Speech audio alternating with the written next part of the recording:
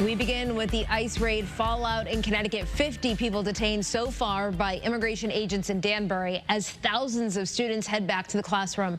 The operations are now drawing a response from across the community, including school leaders. Your reporter Sierra Jordan has reaction and what is being done to help students.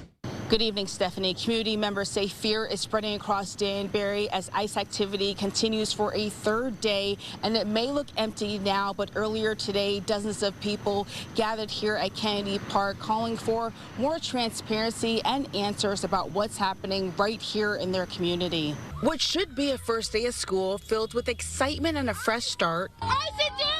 But instead, ICE was already on the minds of students heading into the classroom in Danbury. Mayor Roberto Alves says close to 50 people have been detained this week, and he expects that number to grow.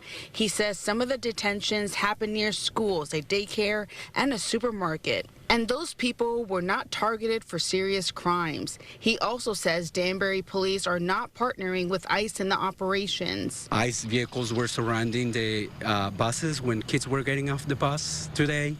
Again, 4 parents were taken. Governor Ned Lamont joined state and local leaders at the rally, calling for action to help children feel safe.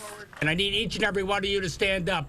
I want these kids to feel safe. Make sure we're doing everything we can to keep them safe. But for some parents, that reassurance doesn't eliminate the fear.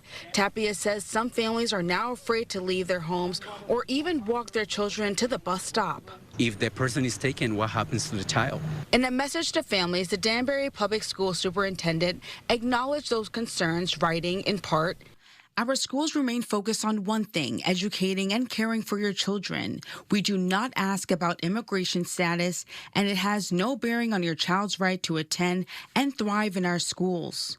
Tonight, the district is making safety changes for students. If there is significant law enforcement activity or an emergency near bus stops, drivers will not let students off the bus.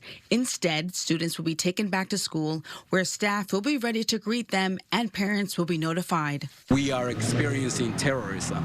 Families are being torn apart.